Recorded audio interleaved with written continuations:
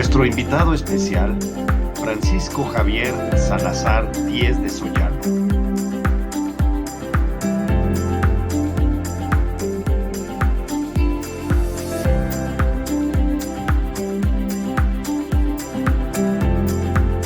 Y los renegados, Paco de la Garza,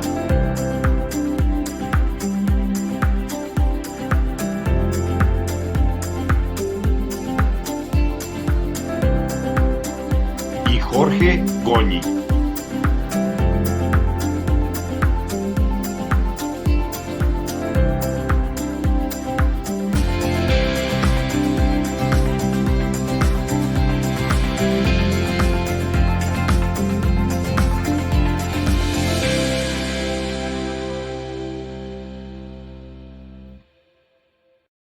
Bien. Muy buenas tardes. Hoy estamos a 18 de junio del 2021 y vamos a tocar un tema muy interesante en cuanto a energías limpias. Todo el sector energético, que es, pues, ni más ni menos el motor de nuestro país. Y vamos a tratarlo con un experto. Es Francisco Javier Salazar Díez de Sollano. Francisco es ingeniero químico por la Universidad Autónoma de San Luis Potosí, es maestro en economía y finanzas públicas y tiene un diplomado en mercados globales por la London School of Economics and Political Science. El diplomado también en Derecho por el parlamentario, por la Universidad Iberoamericana. También es coordinador de la Conferencia Internacional de Reguladores, Fellow, que viene siendo miembro, del Instituto de las Américas en la Universidad de California en San Diego y de la Escuela de Políticas Públicas de la Universidad de Calgary. Fue presidente del capítulo mexicano del Consejo Mundial de Energía, que por sus siglas en inglés es el WEC, del World Energy Council, de la Comisión Reguladora de Energía, la CRE, aquí en México, y de la Asociación Iberoamericana de Entidades Reguladoras de Energía, que por sus siglas es la ARIAE. Es también vicepresidente del Comité de Relaciones Internacionales de la Asociación Norteamericana de Reguladores, coautor de varios libros en la materia de regulación energética y política ambiental, y es expositor internacional. Hoy es el socio fundador de Enix, que es una empresa de consultoría especializada que se enfoca en actividades en el desarrollo de proyectos y asesoría regulatoria. Como verán, estamos de lujo precisamente en el tema de energías con Francisco. Bienvenido a nuestro programa, muchas gracias, es la voz de la sociedad y precisamente es importante lo que se dice, pero más por quién lo dice. Y con nosotros está nuestro amigo Paco de la Garza, el renegado, y mi nombre es Jorge Goñi. Y pues bueno, vamos a dar comienzo a esta gran plática. Francisco, muchas gracias por venir. Al contrario, muchísimas gracias a ustedes. Pues mira, platícanos hoy de la coyuntura que estamos viviendo. Yo te conocí en el Wind Power México, pero no solo vamos a hablar de energía eólica, vamos a hablar de energía solar, vamos a hablar de energía hidráulica, de pues energía geotérmica, térmica, incluso es importante que toquemos hasta la energía nuclear. ¿Qué nos tienes de la energía en México? Es una coyuntura importante. Sí, mira, hay que ver la energía dentro de un contexto más amplio, ¿no? Y el reto más grande que enfrenta hoy la humanidad se llama el cambio climático. Y cuando hablamos de cambio climático no podemos evitar hablar de energía, porque la energía es hoy día uno de los sectores que más contribuyen al cambio climático por la emisión de gases de efecto invernadero. En gran parte del mundo, la generación eléctrica se hace con combustibles fósiles, algunos más contaminantes que otros, algunos que producen más gases de efecto invernadero, y sobre todo cuando estamos hablando de gases de efecto invernadero estamos hablando fundamentalmente de dióxido de carbono, aunque también pues, el óxido nitroso también tiene un impacto negativo, igual que los óxidos de azufre.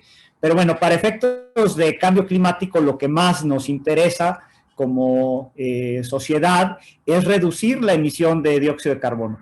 Y dado que el sector energético representa, pues cambia de país a país, pero podríamos decir que en términos generales puede representar entre el 60 o 70% de las emisiones de gases de efecto invernadero. Es fundamental que el sector se vaya haciendo cada vez más limpio, que se vaya descarbonizando, que es el término que se utiliza. Y además, no solo por la importancia que tiene el día de hoy, sino por la importancia que va a tener el día de mañana. Todas las tendencias que hay nos dicen que para el 2050, más del 50% del vehículo energético será la electricidad. Y esto lo vemos en cosas tan sencillas como, por ejemplo, el transporte. El transporte, conforme vaya pasando el tiempo, se va a electrificar cada vez más. Pero no solamente el transporte, también la misma industria. La industria se está electrificando. El consumo doméstico se está electrificando. Entonces, la electricidad con el paso del tiempo tendrá una mayor relevancia en la actividad cotidiana del ser humano y en la actividad económica de los países. Entonces, por esto es fundamental que veamos qué se puede hacer para descarbonizar la energía. Y todos los países y los líderes mundiales están preocupados por este tema. Es muy interesante, pero en la última reunión de Davos que hubo, se hizo una encuesta sobre las mayores preocupaciones de los líderes. Y entre las 3 primeras estaba el tema del cambio climático y la incidencia que tiene el sector energético sobre el cambio climático. Entonces, este es un tema fundamental del cual México no puede aislarse, del cual México tiene que ser parte de la solución. Y desafortunadamente la coyuntura el día de hoy nos habla que estamos muy lejos de eso, que en lugar de estar favoreciendo a una descarbonización del sector eléctrico, estamos favoreciéndola. Y no solamente estamos favoreciendo una carbonización, o sea, haciendo todo lo contrario en el sector eléctrico, sino también en el sector transporte. En el sector transporte, a diferencia de lo que ocurre en el resto del mundo, seguimos apostando por los combustibles fósiles, seguimos apostando a producir gasolinas. Entonces, en estos 2 temas que son fundamentales, porque fíjate, en términos de la contribución ya dijimos que el principal sector es el sector eléctrico, pero el sector transporte es el otro gran contribuyente en términos de emisiones. Hay otros países en el que el sector agropecuario también es un generador, la industria per se también puede ser, pero el sector transporte es fundamental también para poder combatir el cambio climático. Tenemos que electrificar, tenemos que cambiar a combustibles cada vez más limpios, pero aquí estamos apostando desafortunadamente por seguir con lo que se venía utilizando sin darnos cuenta que otra vez igual la tendencia es que dentro de esta misma década, el motor de combustión, más bien el motor eléctrico costará ya lo mismo que el motor de combustión interna. Es decir, la tendencia en la electrificación es irreversible. Vamos a tener, y ya lo estamos viendo en algunos países, la prohibición para que haya vehículos de combustión interna. Países que ya lo están prohibiendo para el 2030, países que lo están prohibiendo para el 2040 y países que lo están prohibiendo para el 2050. Y quisiera agregar aquí un factor que implícitamente lo has dicho, el factor tiempo. O sea, el factor tiempo es implacable y cada segundo que perdemos en la dirección contraria, estamos haciéndonos un gran daño un gran daño en lo que es la descarbonización. Pero no solo eso, quisiera poner el dedo en la llaga. No solo estamos carbonizando, estamos escogiendo lo peor de lo peor. Estamos escogiendo el combustóleo, dentro de eso el carbón, y buscamos el hacer una refinería en estos tiempos. Y no solo eso, sacar a las energías limpias de la jugada.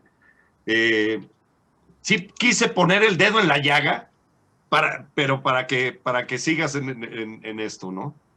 No, es totalmente cierto, pero además, o sea, nos está costando mucho porque además es más caro. Es más caro. El utilizar energías fósiles es más ineficiente y más caro. Y no solamente nos está costando más caro, hagamos a un lado todo el tema de la responsabilidad que tenemos con las nuevas generaciones, que es fundamental y debería de ser per se el único motor de toda esta discusión. Esta debería ser la única motivación, pero pongámosla a un lado y concentrémonos incluso en un razonamiento económico. El carbonizar la economía es un error económico. Es un error económico porque no es lo más eficiente, no es lo más barato, nos está costando. ¿Y sabes qué? Además, estamos perdiendo oportunidades de generar empleos.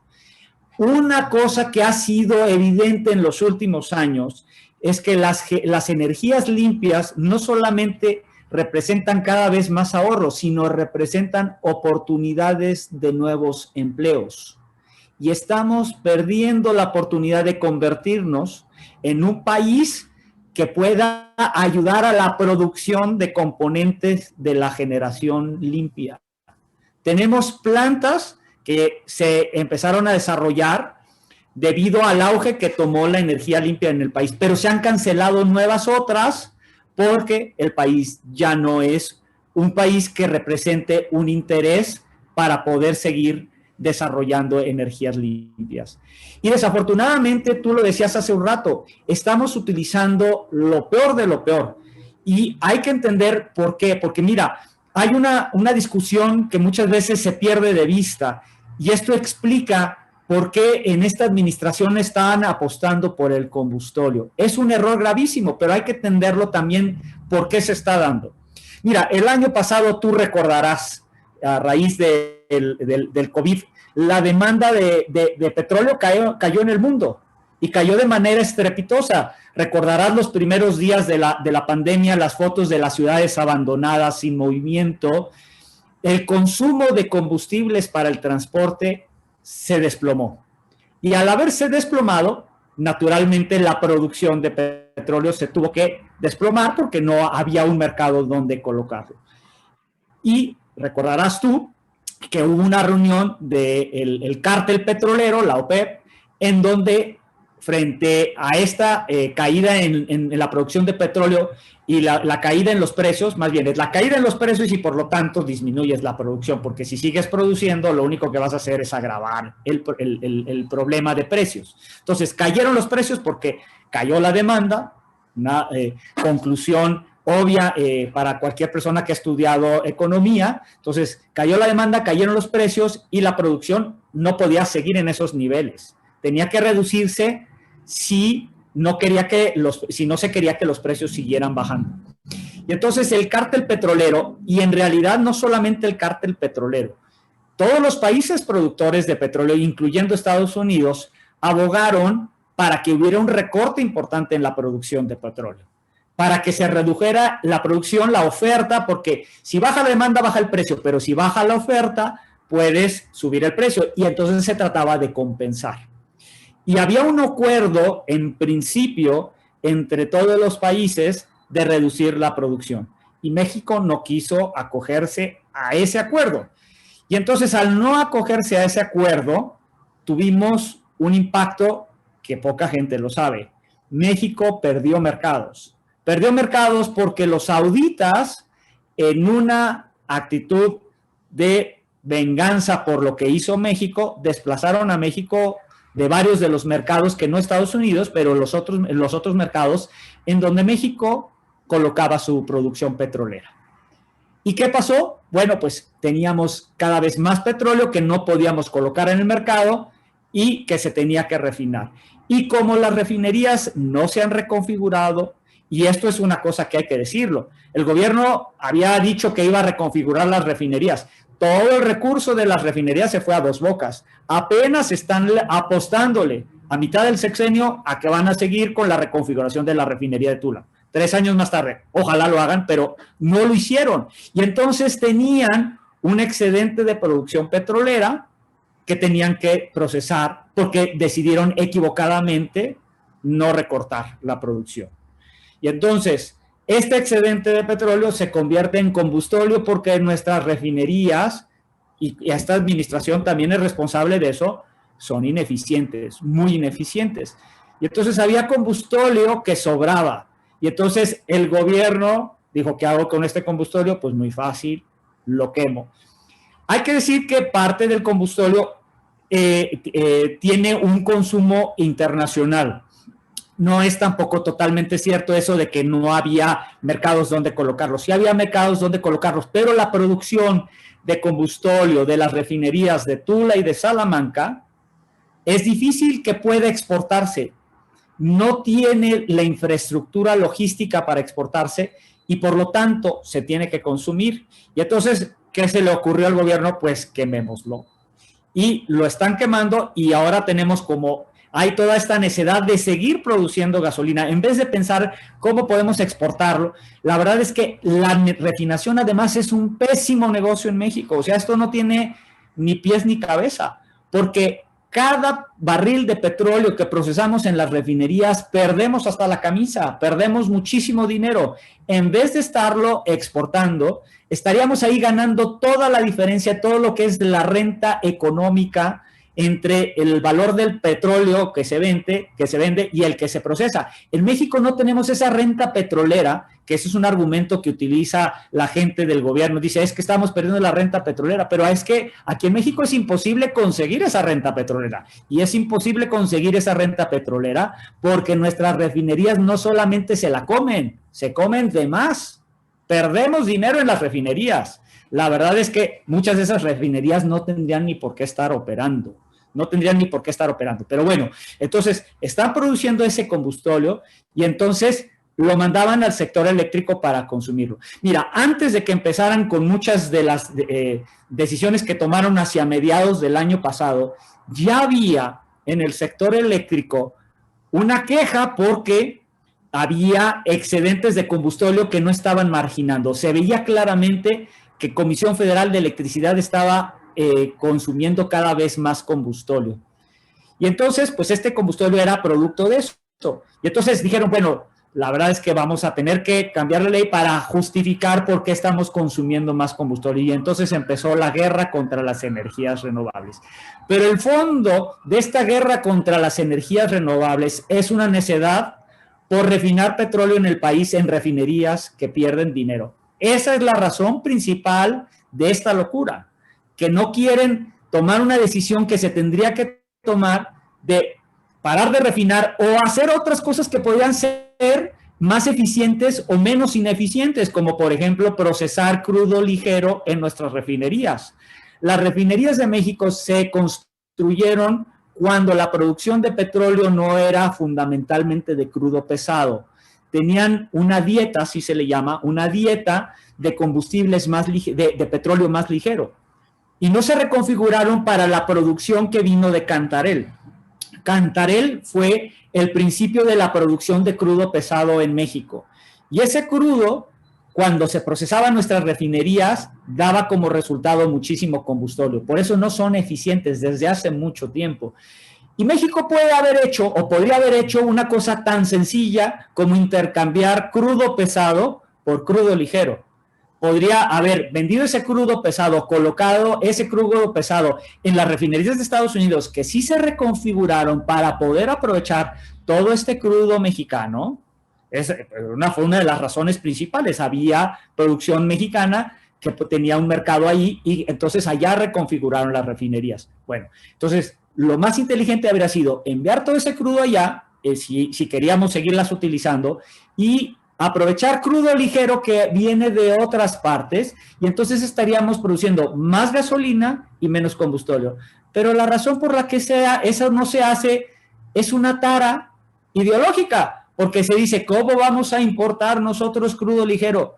Pues porque tiene sentido, porque tendría al menos mucho más sentido económico que hacer lo que estamos haciendo hoy. Pero bueno, todo esto, te estoy diciendo, expliquen mucho por qué esta locura de las medidas que se tomaron el año pasado, como el acuerdo de confiabilidad, porque utilizaron como pretexto la confiabilidad, que no es cierto, y ahora lo digo por qué, para tratar de desplazar a las energías limpias y consumir más combustible. Se les cayó el acuerdo de confiabilidad, trataron de sacar la política de confiabilidad, la COFECE se fue a una controversia constitucional, los generadores privados incluso interpusieron amparos, se cayeron todos eso, se cayó la política de confiabilidad e incluso quedó insubsistente.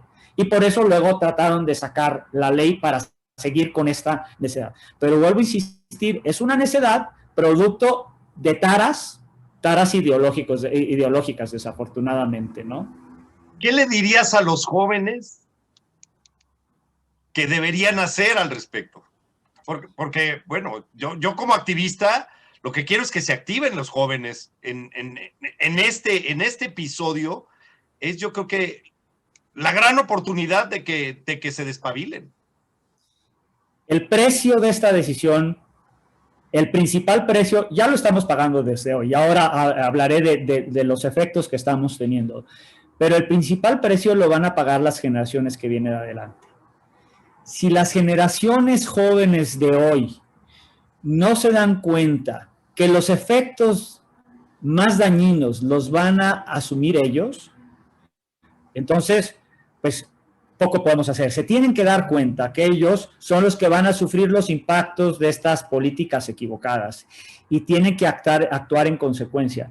Yo conozco jóvenes que incluso cuando salió toda esta locura de las modificaciones a la ley de la industria eléctrica, hay un colectivo de jóvenes que interpuso una demanda de amparo y consiguieron la suspensión. Entonces, sí hay, y a mí me da mucho gusto, hay jóvenes que se han movido incluso frente a esta circunstancia.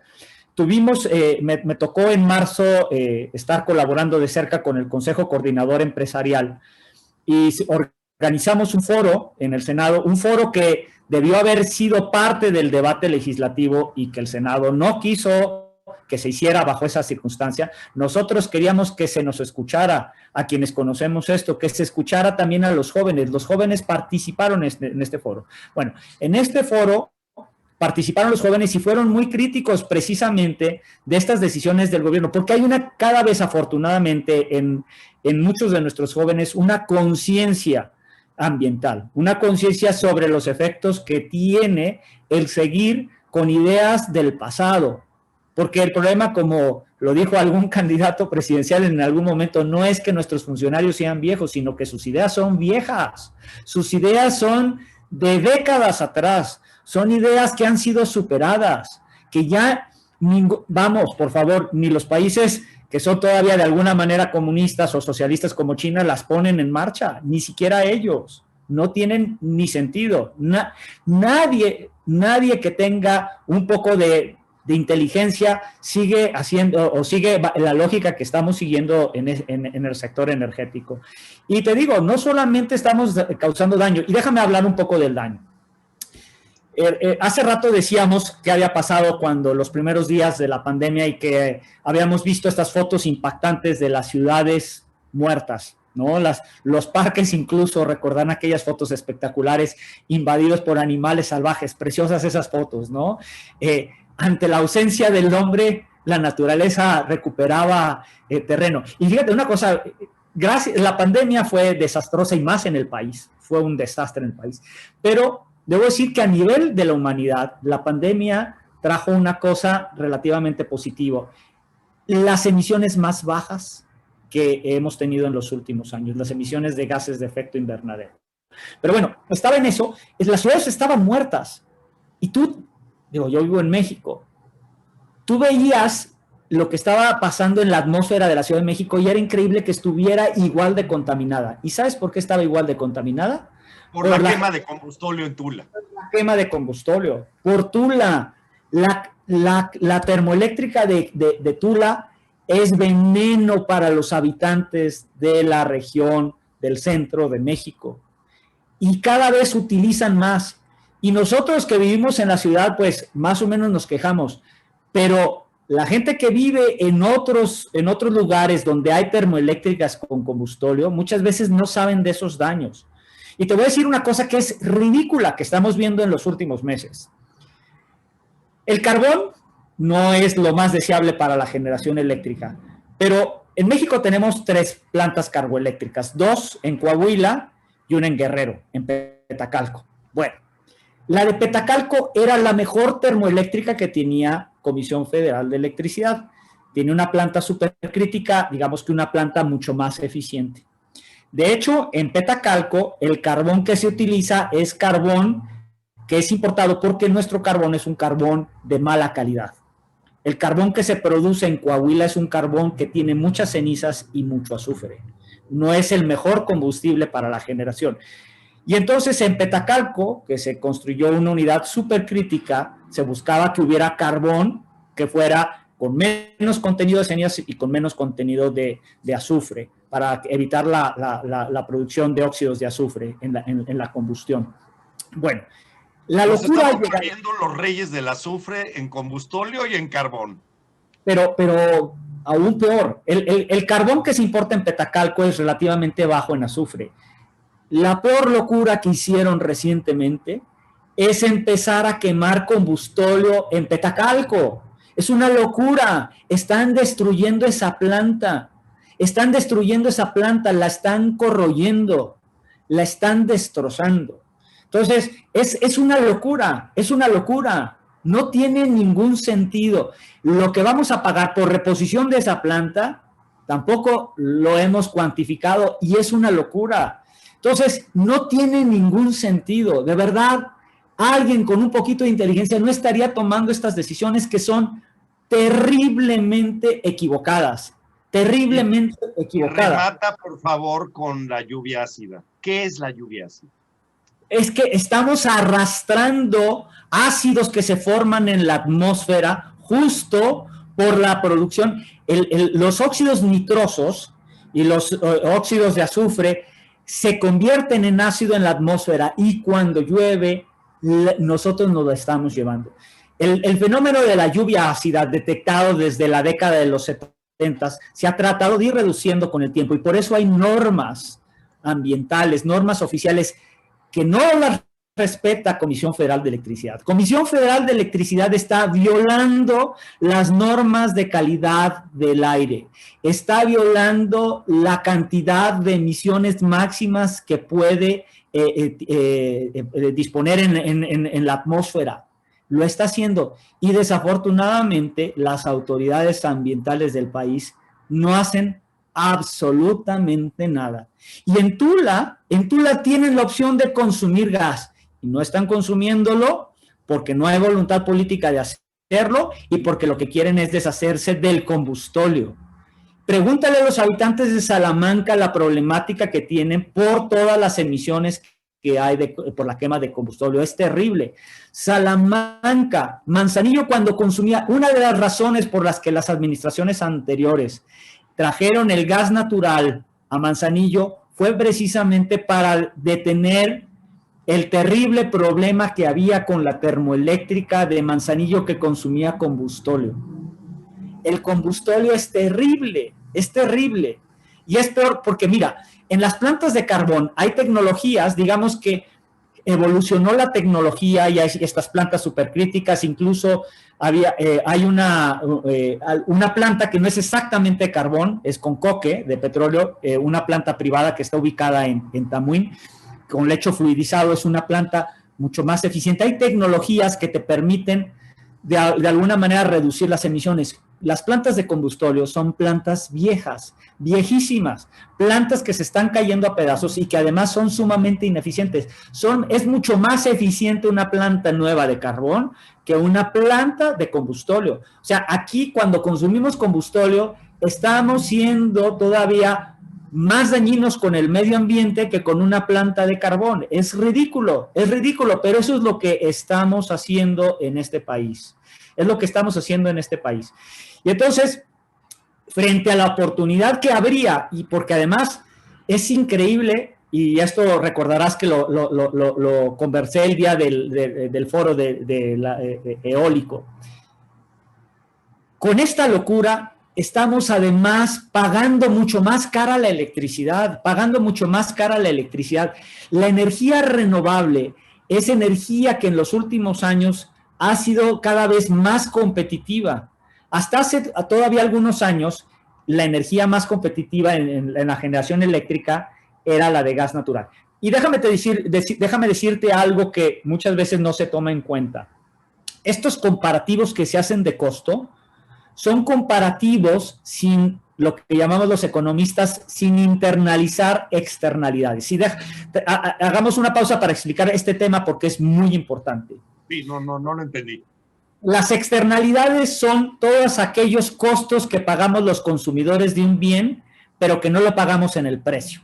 Te voy a poner un ejemplo. O sea, nosotros cuando compramos un carro no estamos pagando los costos que tiene la emisión del combustible en el vehículo. No estamos pagando los costos de embotellamiento que le causamos a la gente.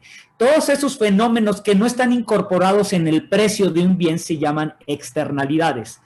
En el caso de los combustibles en la generación eléctrica, cuando tú tienes combustibles, el precio del combustible simplemente refleja la oferta y la demanda en el precio en el mercado de los combustibles, pero no refleja los costos sociales que tiene la cantidad de gente que se enferma, que se muere por la contaminación.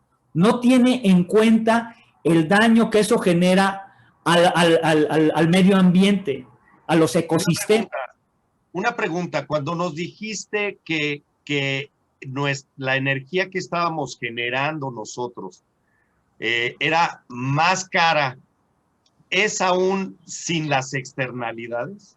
Así es. Si metemos las externalidades, no hay ni punto de comparación. Mira, ese mismo día que expuse yo, recordarás, el ponente siguiente era Paco Barnés. Paco, sí. Mucha gente se acuerda, fue rector de la Universidad Autónoma, fue mi compañero. Aquí tengo tus filminas y la verdad es que muchas de estas serían de gran ilustración para el auditorio. Mira, vamos, si quieres, a presentar al rato algunas de estas, pero lo explico antes y lo digo. Paco y yo hicimos un estudio para tratar de ver cuánto se ahorra la Comisión Federal de Electricidad por consumir energías limpias. Y vimos que por sí solo en muchos casos se ahorra, pero cuando tú le pones algunas de las externalidades, porque nosotros solamente pusimos algunas de las externalidades, no pusimos las externalidades de salud, simplemente pusimos unas que son indirectamente de salud y del medio ambiente. Lo que incorporamos es lo que normalmente se hace en Europa y se ha hecho en Estados Unidos. Se precian las emisiones de SOxes o de óxidos de azufre y de óxidos de nitrógeno, se les pone un precio y eso lo tienen que pagar quienes generan. Entonces, pero todo esto, ahora mostraré algunas de estas gráficas, pero antes de mostrarlas, lo que te quiero decir es, hasta hace algunos años, sin considerar externalidades, la tecnología más económica para la generación eléctrica era el gas natural.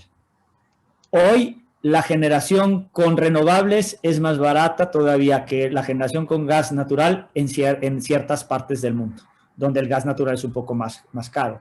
Porque la semana pasada escuché que había bajado 10 veces la energía solar recientemente. Sí, no, pero bueno, si te vas más atrás, ha sido como 20 veces. O sea, ha bajado. Mira, yo recuerdo cuando en en la CRE empezamos a buscar instrumentos regulatorios para impulsar las energías limpias. Desde en el 2006, yo llegué a la CRE en el 2005, en el 2006 sacamos la primera regulación para que en los hogares, porque además aquí hay una cosa que sí podemos hacer a nivel ciudadano, ¿no? Y sobre todo los que pagamos un consumo elevado de electricidad.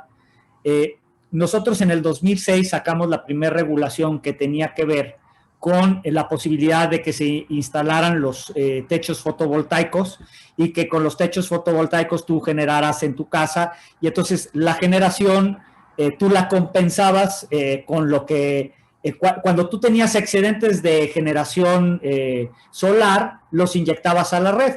En la noche no estás generando, bueno, y entonces en la noche que no estabas generando, jalabas energía de la red, pero al final del día lo que hacías era un balance entre lo que le habías entregado a la red con la generación propia y le descontabas lo que habías consumido. Entonces, eso es un esquema que en el mundo regulatorio se llama net metering o medición neteada, ¿no? Simple y sencillamente haces esta contabilidad y pagas solamente por aquello que consumiste más un cargo por la red, porque hay que pagar por la red se tiene que recuperar, ¿no? Bueno, entonces nosotros desde 2006 empezamos a buscar qué esquemas podíamos hacer para fomentar energías limpias. Y bueno, en aquel entonces, 2006, 2007, 2008, en 2008 salió la primera ley que impulsamos con el Congreso, que era la Ley para el Aprovechamiento de Fuentes Renovables y la Transición Energética.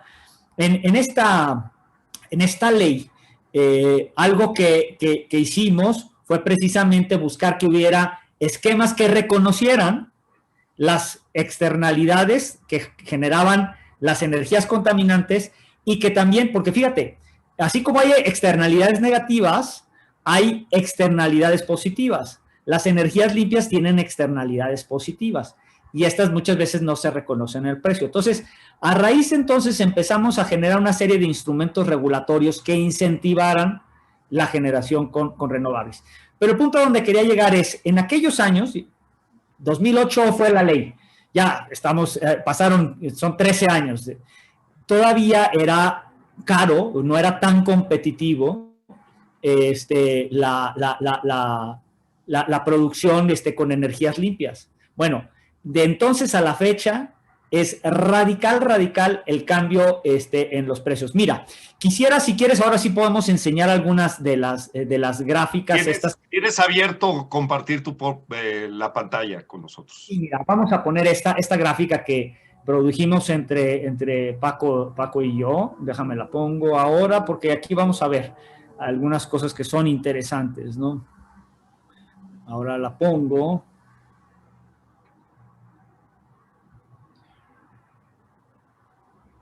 Mira, esta gráfica básicamente lo que hace es poner cuánto cuestan las distintas tecnologías de generación. Y si te das cuenta, y esto es lo que yo te decía hace rato, lo más barato es las energías limpias que resultaron de la última subasta, que el primer y grandísimo error que cometió esta administración, un error garrafal, fue haber cancelado las subastas de energía limpia que teníamos.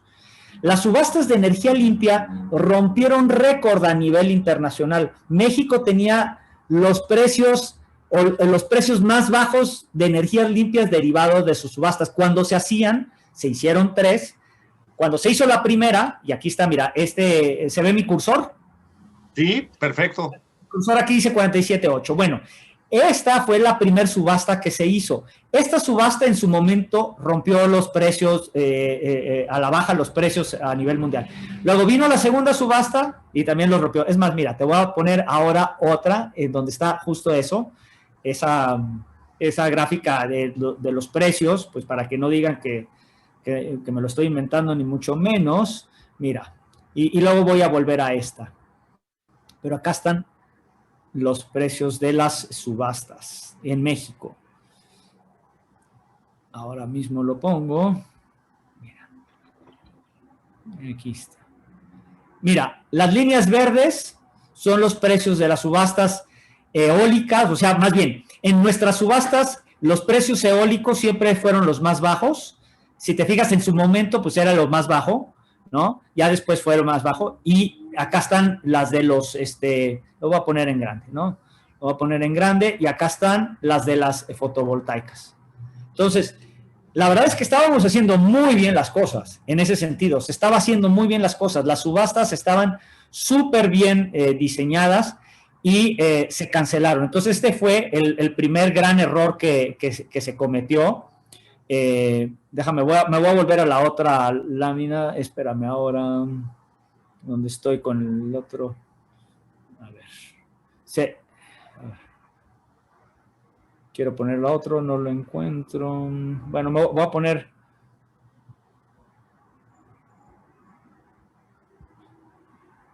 y diciendo mentiras, ¿no? Al respecto, porque no, lo que dijeron en su momento, mira, ya se terminó, es que no podía cambiarme porque estaba en modo de presentación y como estaba en modo de presentación no te permite cambiar. Pero bueno, acá está nuevamente, mira. No.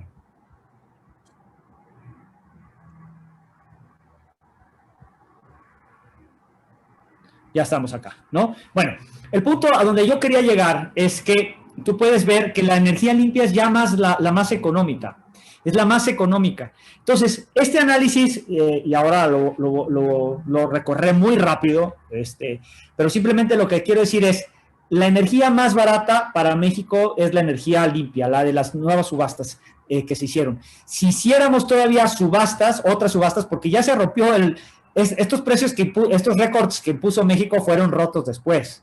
Si siguiéramos haciendo subastas, tendríamos energía todavía mucho más económica.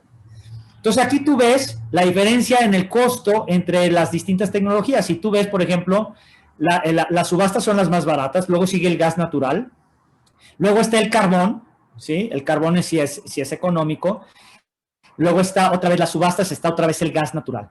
Gas natural y energías limpias es lo más barato. Luego está el combustóleo y está el diésel, que es muy caro. Déjame ahora, te muestro, por ejemplo, cómo se compara con las tarifas. Acá está con las tarifas. Este es un ejercicio que hicimos.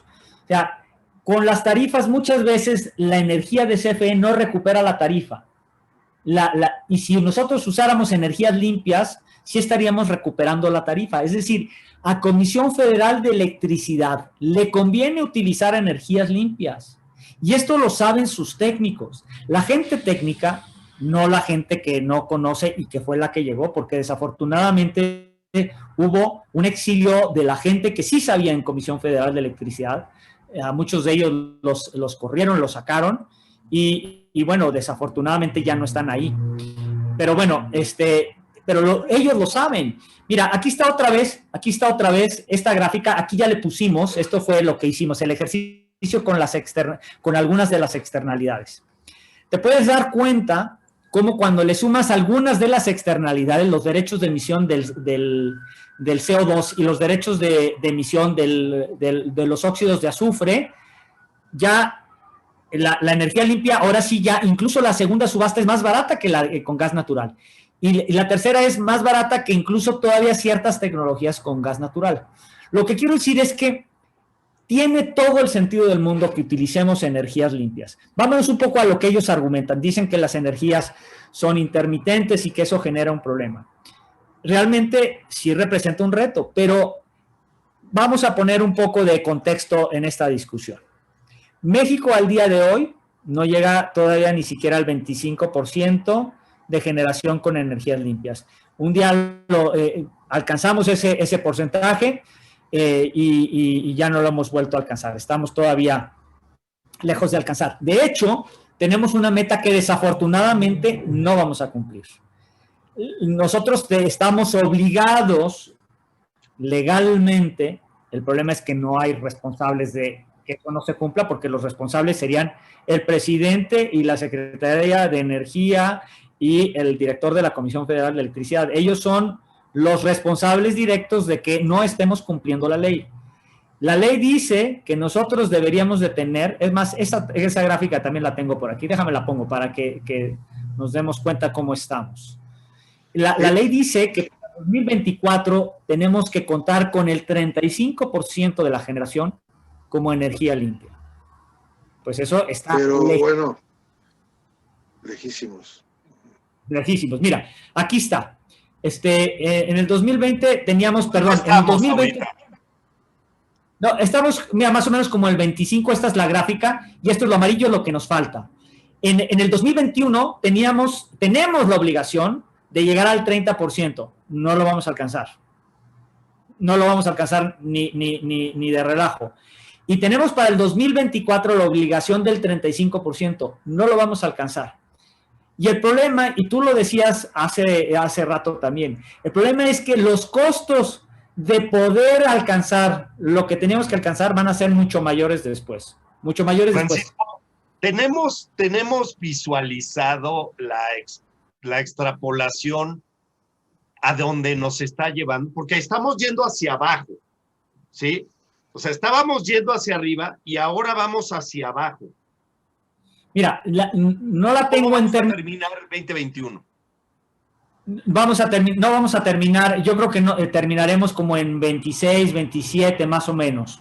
Yo creo que es más o menos por donde vamos a estar terminando. O sea, lejos del 30. Pero de todas maneras, o sea, lo que es imposible ya, es una realidad, es que en el 2024 alcancemos el 35. Y es imposible por lo siguiente, porque Comisión Federal de Electricidad no está invirtiendo en el tema. Han anunciado que van a hacer la repotenciación de las plantas. La repotenciación de las plantas hidroeléctricas no les alcanza ni de relajo para eso.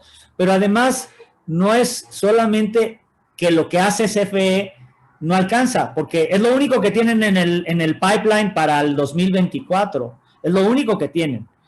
No tienen dentro, en el plan de negocios de Comisión Federal de Electricidad, y no me lo invento yo, eso está ahí en el plan de negocios. Las plantas de energías limpias distintas a la energía hidroeléctrica están hasta el 2026. El presidente acaba recientemente de decir, no, vamos a hacer una planta solar fotovoltaica en Sonora. El señor no tiene ni idea de lo que está hablando. Y no tiene ni idea de lo que está hablando por dos razones. Porque ciertamente Sonora es un lugar maravilloso para la generación fotovoltaica, pero ya están todos los privados ahí y no los pueden despachar. No los despachan, no toman su energía. ¿Y sabes por qué no toman su energía? Porque CFE no ha construido infraestructura de transmisión. Los precios están en el suelo. Ya no cabe un solo megawatt hora más de energía, no se puede inyectar. No caben más megawatts de capacidad. Entonces, se ve que el señor nada más muchas veces dice cosas por tratar de quedar bien, pero no atiende a la realidad, no sabe lo que está diciendo. Ahí nos vamos a la energía centralizada, que necesitas una red, y a la energía distribuida que la puedes generar en el sitio, para el sitio. Platícanos. Pero hablemos, mira, de la generación distribuida. Mira, en 2002, 2003, salió un libro maravilloso. Un libro que se llamaba, parecía un libro de conciencia social, se llamaba Power to the People, el poder a la gente. Pero era un juego de palabras en inglés. Power en inglés es electricidad, es la potencia, pero the power industry en inglés es la industria eléctrica, ¿no? Entonces decía power to the people. ¿Qué quería decir? Démosle a la gente la posibilidad de que genere. Y esto incluso es una discusión que viene desde Edison y Tesla. Desde entonces viene esa discusión. Es una discusión en la que incluso es la discusión entre generación alterna o corriente alterna o corriente directa. O sea, desde entonces viene esa discusión. Pero hoy tecnológicamente queda cada vez más claro que la generación va a ser distribuida. La generación va a ser distribuida porque en la medida que tú generes localmente, y esto lo va a entender la gente muy, muy sencillo, te puedes ahorrar costos en infraestructura, ¿no? Además, hay otra cosa que hay que tomar en cuenta. Parte de la ineficiencia de la industria eléctrica no está solamente en la generación. Por construcción, digo, La entropía siempre hace que sea ineficiente un sistema, ¿no? Siempre perdemos energía, ¿no? Entonces, y la eficiencia de la generación es una realidad. Pero bueno, el punto es que el otro lugar donde se pierde energía, y esto hay que decírselo a la gente, es en las redes de distribución. Cuando se transmite la energía a grandes distancias en redes de transmisión, se pierde algo, pero no mucho. La electricidad se produce en estas grandes plantas, la actual tecnología o la tecnología dominante, se produce en estas plantas gigantes que pueden ser las termoeléctricas de un ciclo combinado de gas natural, que pueden ser estas de combustóleo, las carboeléctricas, pueden ser las nucleares, o pueden ser incluso los grandes parques fotovoltaicos, los grandes parques eólicos. Entonces, en lugares donde hay una extensión como para poder hacer la generación, se genera a gran escala y después se transmite, se manda por estas líneas. Es como el agua, ¿no? El agua la captamos y hay que entubarla y hay que transportarla. Igual la electricidad se transporta a grandes distancias por redes de transmisión. En esa transmisión se pierde energía. No se pierde tanto como después en la distribución. En la distribución, es decir, los cables que vemos, que desafortunadamente eso es algo que ya deberíamos también en nuestras ciudades son horribles porque están llenas de cables. O sea, en otras partes del mundo todos los cables son subterráneos. Pero bueno, los tenemos para que la gente sepa que por ahí va la electricidad. En esas redes de distribución se pierde también muchísima energía. En un sistema eficiente debería de estarse perdiendo alrededor del 8%. En México se pierde mucho más. No tanto, hay algunas pérdidas técnicas, pero también hay mucho robo. Y hay muchísimo robo e impago, sobre todo en la zona consentida del presidente, porque el presidente en Tabasco les ha perdonado el pago de la electricidad a sus coterráneos y luego la gente dice, pues ¿para qué voy a pagar? Él lo propició, no solo lo está perdonando, él lo generó. Totalmente. Bueno, entonces, en México tenemos en muchas zonas una ineficiencia y pérdidas no técnicas en la distribución, que las estamos pagando nosotros, y eso es... ¿De qué orden?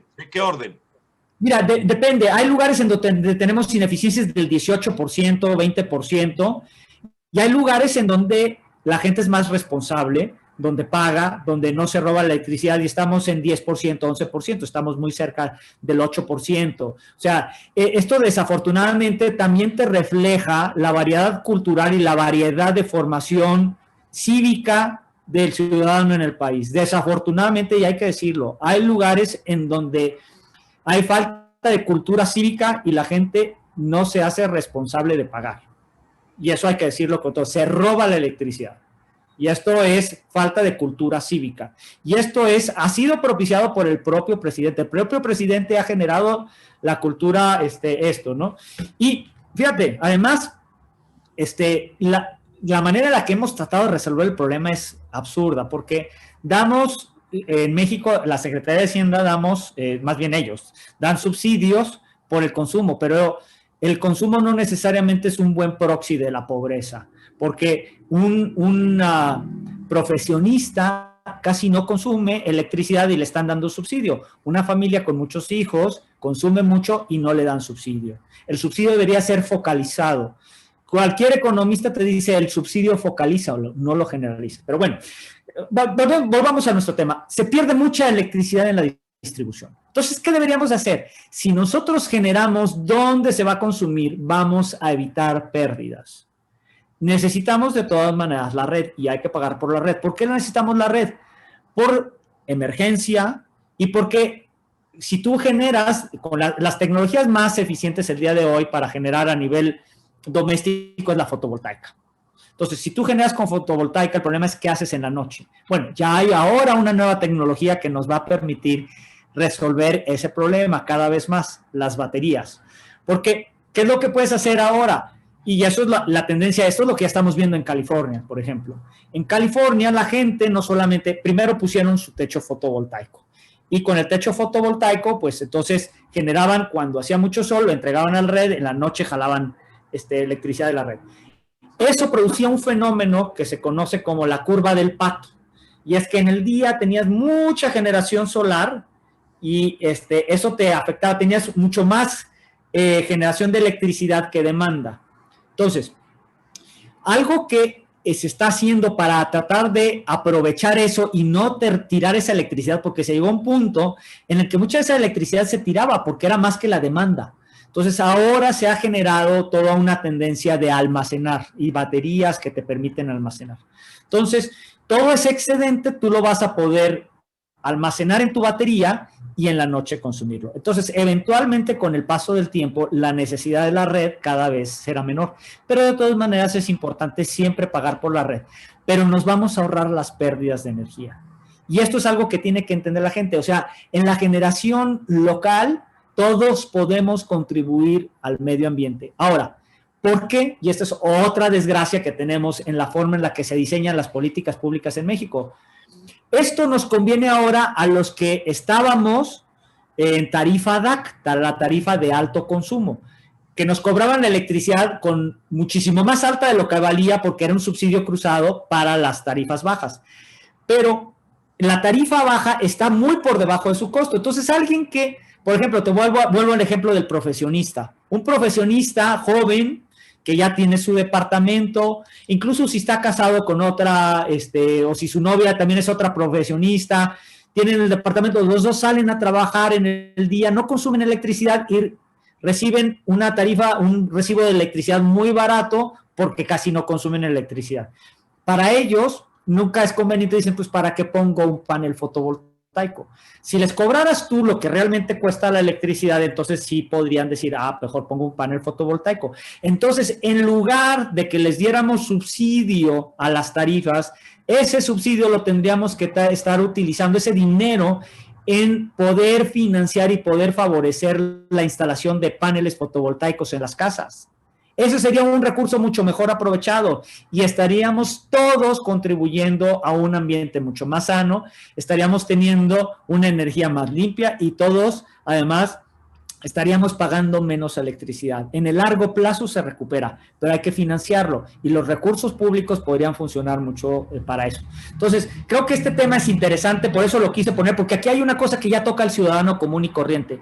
Y si quieres con esto, no sé, podemos, como tú sientas, podemos aquí terminar esta discusión y nos seguimos en una próxima para todos los otros temas, Jorge. Mira, yo sí quisiera tocar que enlistáramos todos los tipos de energía y todos los tipos de alternativas que hoy tenemos para tanto energías limpias como no limpias y su bemol de una manera muy discreta. Por ejemplo, vamos con las energías limpias. Tenemos fotovoltaicas, solares. Otra que es muy interesante es generar hidrógeno, que al final es una manera de batería. ¿Estás de acuerdo? El hidrógeno es una manera de almacenar energía y es un vehículo de energía.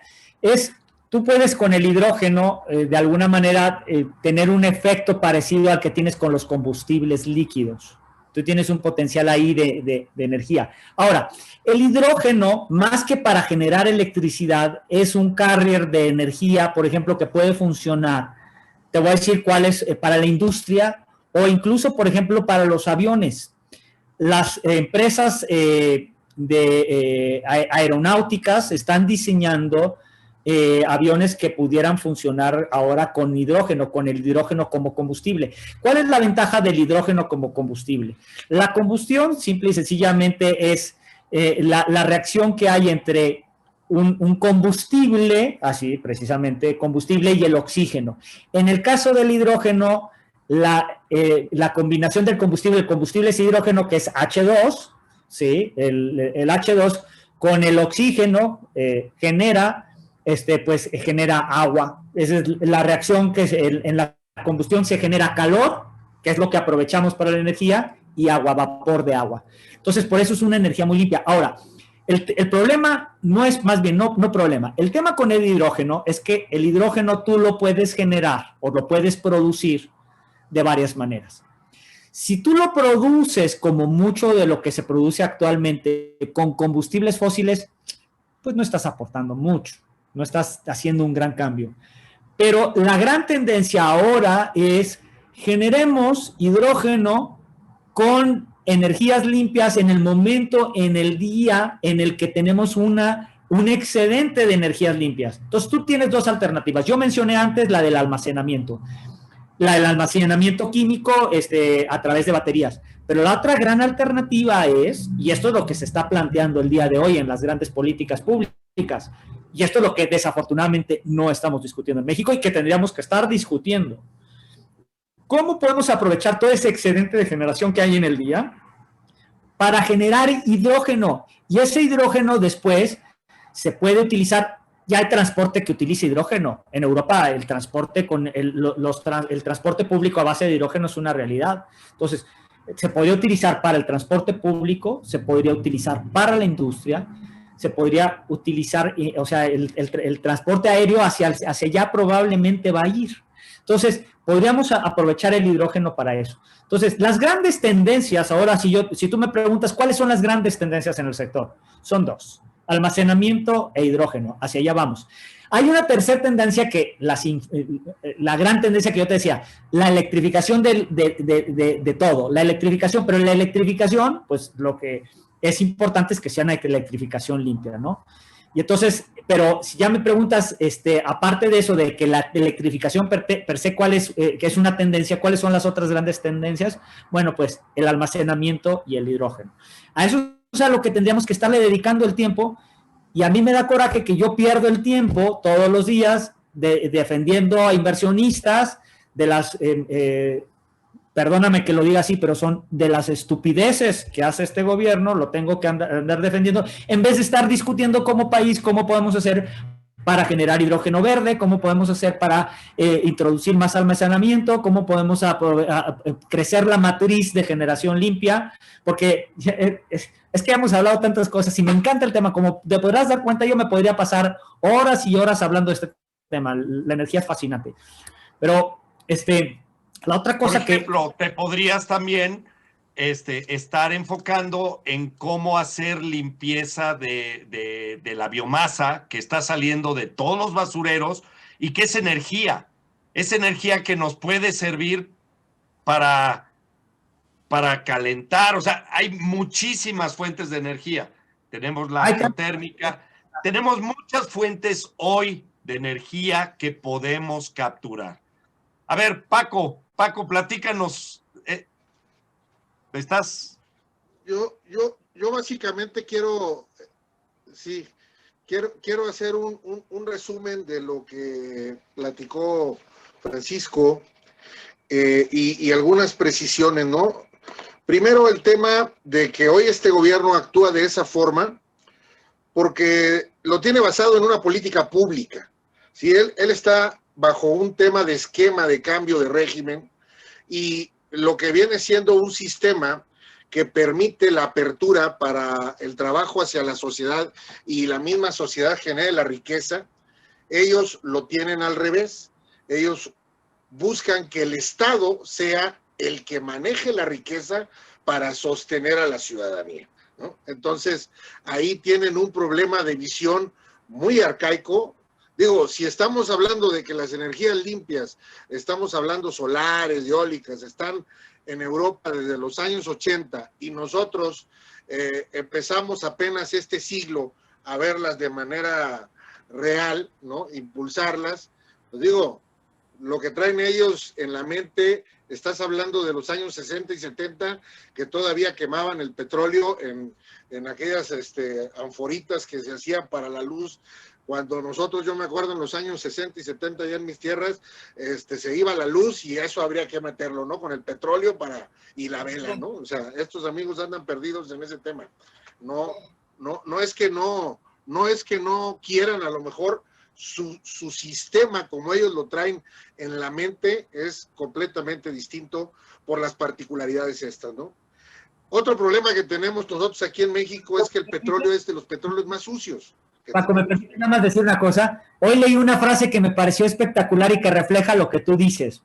Hoy decía un tuit haciendo la analogía con aquella frase famosa de Kennedy, no preguntes lo que tu país puede hacer por ti, pregúntate tú qué puedes hacer por tu país. Hoy pusieron en Twitter una frase que dice, hoy en este gobierno no preguntes lo que la CFE puede hacer por ti, pregunta tú qué puedes hacer por la CFE. Tienen la mentalidad cambiada, tienen el chip cambiado. Pero aquí yo meto un ingrediente muy cáustico. Es deliberado. Lo malo es que es deliberado, mis estimados Pacos. No es por tontos, es por diseño. Quieren destruir nuestra economía. Ellos, a final de cuentas, como lo dije hace rato, o sea, ellos están basados en que el gobierno es el responsable de generar la riqueza para la sociedad, en lugar de que la sociedad genere la riqueza para un país. Y entonces, ese es el peligro con el distribuido. Los cables del positivo en el negativo y en el negativo con el positivo. O sea, tienen los cables completamente invertidos. Por eso es un tema que dice Jorge, cierto, está diseñado así porque así lo están entendiendo ellos para sus objetivos. No objetivos como nación, que seamos mejores, que podamos tener potencia, que podamos ser autosustentables, autosuficientes. No. El tema es el control político del Estado sobre su sociedad. El otro tema que platicábamos es la parte de los combustibles tan crudos, el petróleo, perdón, tan sucio que tenemos, que eso genera, como bien lo dices, los costos tan altos de poderlo procesar y llevarlo a cabo para que se refine y sea un combustible que puedan los carros utilizar y que sean los menos contaminantes posible, ¿no? Entonces tenemos esos problemas realmente importantes. En el otro tema que es lo de la CFE, bueno, pues CFE prácticamente tiene un gran problema en el diseño de cuando empezaron las energías limpias y se le dio apertura a la generación de energías privadas.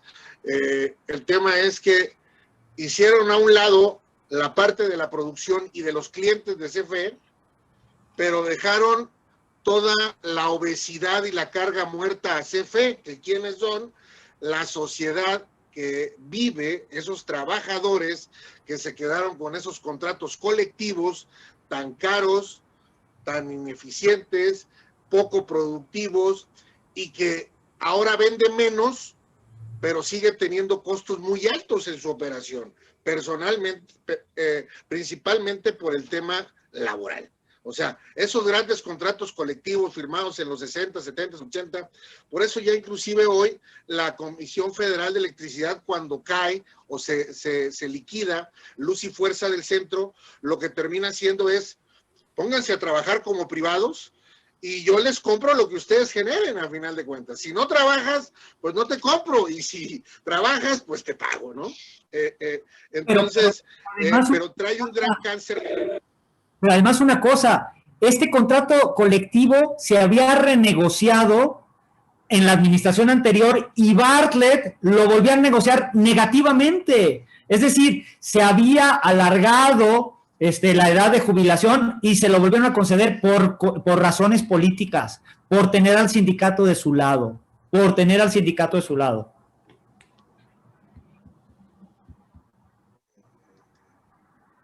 Sí, otro tema que yo veo aquí es, bueno, como bien decías tú, y que hoy redondeamos en el tema de Pemex, cómo está hoy costándonos 3 años seguidos de los impuestos que generamos la sociedad, estamos pagando las cuentas de esta empresa mal manejada de Pemex.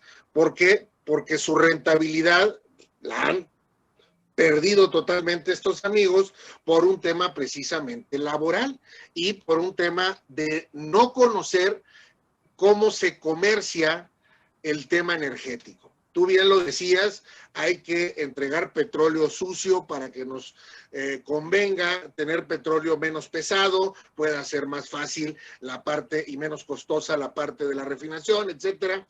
Y bueno, lo que hoy estos amigos entienden es que el petróleo es lo que va a sacar a México adelante, pero yo no entiendo a ellos cuál sea su visión de México. Si México como sociedad, México como gobierno, México como territorio, o sea, no termino yo de entender esa parte que ellos insisten mucho en que el petróleo lo va a sacar adelante a México. Digo, en la parte de la sociedad yo creo que va a tardar por lo menos otros siglos si lo quieren seguir llevando. Bueno. No, sí, claro, o sea, entonces, bueno, son parte de estos temas de los costos que te decía yo, y bueno, yo lo que sí, en esta parte estoy de acuerdo, y nosotros trabajamos un poquito hace algunos años el tema de las energías limpias a través de hidrógeno. Nosotros generamos unas compañías e hicimos un círculo virtuoso que buscamos que precisamente los 3 niveles de gobierno tengan recaudación de esta manera de generar hidrógeno, porque nosotros lo que hicimos es que nosotros los sistemas que se generaron fue que no se almacene el hidrógeno. Como tú bien sabes, el hidrógeno es altamente calorífico y explosivo, mucho más, 6, 7, 8 veces más que el gas natural y el gas LP. Entonces, nosotros reducimos ese riesgo, así como lo va procesando el sistema, lo va consumiendo. Y entonces tenemos los 3 niveles de energía: combustión, calor y electricidad. Los 3 sistemas están realizados para que generemos energía limpia, porque todavía la energía que hoy generamos como tal a través la parte de la eólica y la parte de la solar, generan algunos componentes todavía la parte de la contaminación, como son las baterías, la parte de las celdas, que son materiales que tardan mucho tiempo para todavía degradarse y que a final de cuentas no todo puede ser reutilizable, ¿no? En este concepto. Entonces, sí hay algunos componentes que sí vamos avanzando hacia una mejor energía, más amable con el medio ambiente, pero no terminamos de corregir todos los puntos que se pueden todavía corregir en la parte de la contaminación, ¿no? A lo mejor no es atmosférica, pero sí viene siendo una contaminación del subsuelo, dependiendo del mal manejo que se les dé a todos estos tipos de productos, ¿no? Pero te decía yo en esta parte, ojalá podamos avanzar y abonar en esto de las energías limpias. Soy un convencido que el Estado tiene que ser el regulador principal y tiene que estar en poder la generación de la energía regulada, ¿sí? O sea, el Estado tenemos un gran problema. Un país que no controla su energía es un país que está muerto. Es como una linterna que a final de cuentas, si tú como propietario no tienes el control de las baterías, de nada te sirve la linterna, ¿sí? Entonces, aquí esa es la parte que nosotros, al momento de diseñar el plan de negocios y sacar adelante estos sistemas, diseñamos ambas cosas. Diseñamos la parte en que el Estado tiene que ir caminando de la mano en este ejercicio de evolucionar a cierto tipo de energías, pero también con la libertad de que los privados seamos los más apuntaladores para generar estas energías, ¿no? A través de regulaciones. Aquí el gran problema que tiene México es la parte que tenemos el Estado de Derecho, que es nuestro lado muy flaco, o flaco realmente. Aquí tú hablabas hace rato de que el gobierno es el que más viola la ley. Pues el gobierno actual no respeta ni la Constitución. De ahí partimos todo, ¿no? O sea, si nuestra Carta Magna, que viene siendo la base donde salen todas las leyes, normas y reglamentos, no la respetan, pues bueno, imagínate lo demás, ¿no? Se lo pasan por el arco del triunfo. Para ellos es letra muerta, no existe, ¿no? Entonces, para mí, la verdad es que te agradezco mucho esta participación y la invitación que aceptaste, porque ese es el futuro. Realmente México necesita recobrar el camino. De por sí ya íbamos tarde, bueno, ahora estamos ya prácticamente fuera del evento en la parte de energías limpias. Estos amigos nos han sacado en estos 2 años y medio con una premura. ¿Por qué? Pues por lo que dije yo al principio, ¿no? Les interesa a ellos que el Estado controle una sociedad y una economía, y esa es la forma en que el país, ellos puedan tener ese control y ese sometimiento. Aquel ciudadano que no necesite al Estado para salir adelante, pues es lo que dijo hoy, en estos días, López Obrador. Es muy difícil de convencer, pues sí, porque si no tienes argumentos y elementos para poderme convencer de que lo que estás haciendo es lo correcto, pues bueno, No necesitas ser un sabio ni una eminencia para darte cuenta que vas sobre el camino equivocado, ¿no? Francisco, mira, la ruta está muy clara, ¿sí? La ruta está muy clara y lo cierto es que vamos hacia atrás. O sea, la ruta en las energías está sumamente clara y desafortunadamente vamos hacia atrás. El tiempo es implacable. También hemos minado la confianza de los inversionistas. El daño está hecho aún aunque litiguemos y aunque el daño está hecho porque las inversiones futuras no van a venir por la falta de confianza. Entonces, la conclusión que yo quisiera dar es, no somos nosotros los únicos que debemos luchar, no podemos solos. Tenemos que activar a toda la sociedad y bien lo dijiste, el 6 de junio teníamos una cita muy importante para ver hacia dónde íbamos en este sentido. Y después venimos con muchas otras para ver hacia dónde vamos. Tenemos la revocación de mandato en el 22, ¿sí? Con la revocación de mandato podemos retomar el camino que tenemos que tomar, ¿sí? Luego vienen las elecciones del 23 y luego vienen las elecciones del 24. De una manera democrática podemos, los mexicanos, jóvenes, que nos ayuden los jóvenes a revertir esto que les está provocando un daño que puede ser irreversible, ¿sí?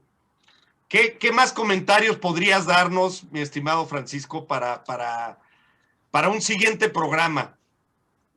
Mira, la verdad es que la economía depende de la energía. Y la verdad es que en este país lo que hemos hecho, o lo que el gobierno ha hecho, porque yo digo, nosotros no, ahí sí no somos los culpables, lo que el gobierno ha hecho es afectar a la economía con lo que está haciendo el sector energético. Es una tristeza, pero así es. Ojalá podamos seguir platicando. Creo que es importante que la gente entienda qué es lo que está proponiendo el presidente ahora con su famosa reforma constitucional. Hay que hacerle entender a la gente por qué es una estupidez. Hay que enseñárselo a la gente. Y creo que deberíamos dedicarle un tiempo a ese tema en específico. Francisco, la verdad es que me encantaría que volviéramos a platicar. Sí nos quedamos muy cortos, muy cortos con este programa por tantas cosas que necesitamos transmitirle a nuestra población. Hay gente de primera en el país que puede y podemos levantar este país, pero también hay gente de cuarta y de quinta, ¿sí? La gente de primera contrata gente de primera. La gente de segunda contrata gente de tercera. Imagínense los de cuarta, ¿sí? Entonces, quisiera agradecerte, Francisco Salazar, Paco de la Garza. Vamos a terminar este primer episodio de Energías Limpias. Agradeciendo la cooperación de Francisco, y si algo te dejó este video, sí, suscríbete, ponle like, sí nos importa crecer. Pero lo más importante es que te suscribas al país, que te suscribas y te pongas las pilas y ponte todos los likes que quieras para participar, porque Francisco Salazar, ni Francisco de la Garza, ni yo, Jorge Goñi, podemos solos. Necesitamos toda una sociedad que nos informemos con los mejores y que tengamos a los mejores con los mejores conocimientos dentro del gobierno. Que nosotros seamos los que escojamos a los mejores en el gobierno. Hoy no está pasando eso. Definitivamente estamos muy lejos. Francisco, muchísimas gracias. Sí, con esto Muchísimas gracias. Hombre, gracias a ustedes, a ambos. Muchas gracias. Sí,